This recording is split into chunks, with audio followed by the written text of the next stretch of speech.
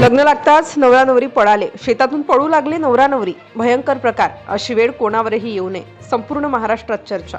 पुण्यातील एका गावात त्या दिवशी सकाळपासूनच वेगळंच वातावरण होतं. मंडप सजला होता, नातेवाईकांची गर्दी जमू लागली होती आणि प्रत्येकाच्या चेहऱ्यावर आनंद दिसत होता. अनेक महिन्यांच्या तयारीनंतर अखेर तो दिवस आला, ज्याची दोन कुटुंब वाट पाहत होती. नवरदेवाचं नाव समीर आणि नवरीचं नाव काव्या.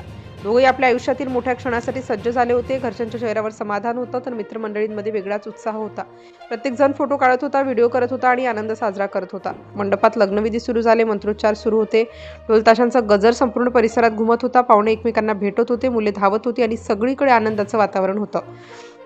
कोणालाही कल्पना नव्हती की काही क्षणात हेच वातावरण भीतीत बदलणार आहे.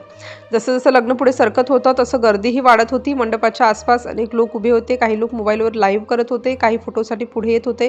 प्रत्येकाला तो क्षण कैद करायचा होता. अखेर तो क्षण आला. समीर आणि काव्या एकमेकांसमोर उभे राहिले. मंगलाष्टक सुरू झाली. अक्षता हातात घेऊन लोक उभे राहिले. काही सेकंदात लग्न पूर्ण होणार होतं. वातावरणात उत्साह शिगेला पोहोचला. अचानक काही लोकांनी वर बघायला सुरुवात केली.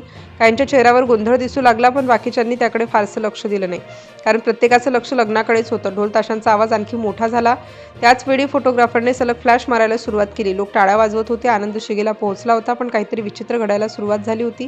सुरुवातीला 2-3 लोक अचानक हात हलवू लागले. कोणीतरी मान चोळत होता, कोणीतरी चेहरा झाकत होता. काहींना वाटलं कदाचित धूर असेल किंवा धूळ असेल, पण पुढच्या काही सेकंदात पूर्ण चित्र बदललं.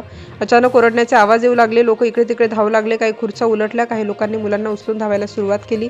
काहींना काही समजत नव्हतं, पण सगळे पळत होते. समीर आणि काव्या सुरुवातीला जागेवरच उभे राहिले. त्यांनाही काही कळत नव्हतं, पण आजूबाजूचा गोंधळ वाढत गेला. अचानक दोघींनी एकमेकांचा हात पकडला आणि मंडपाबाहेर धावायला सुरुवात केली.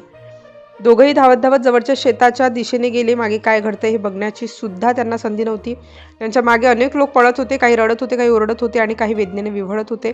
शेतात पोहोचल्यानंतर काही लोक खाली बसले. काहींनी चेहरा झाकला, काहींनी कपड्यांनी स्वतःला झाकण्याचा प्रयत्न केला. परिस्थिती इतकी भयानक झाली होती की आनंदाच्या जागी फक्त भीती उरली होती. गावातील लोक मदतीसाठी धावले.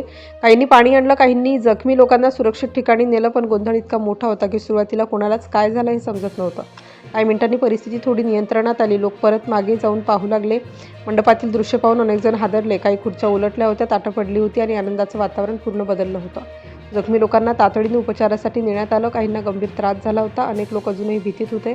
लग्नाचा दिवस आयुष्यभर लक्षात राहील, पण ज्या कारणामुळे राहील ते कोणीच अपेक्षित केलं नव्हतं. लोक आता एवढे प्रश्न विचारत होते की नेमकं असं काय झालं की लग्न लागताच नवरा नवरी पळाले. असा कोणता धोका अचानक समोर आला होता? आणि मग हळूहळू सत्य समोर आलं. मंडपाच्या मागच्या बाजूला असलेल्या जुन्या खांबावर मोठं मधाचं पोळं होतं. ढोलताशांचा मोठा आवाज, सततचा गोंधळ आणि कॅमेऱ्याच्या तीव्र फ्लॅशमुळे हजारो मधमाशा अचानक चिडल्या आणि काही क्षणात त्यांनी संपूर्ण मंडपावर हल्ला केला.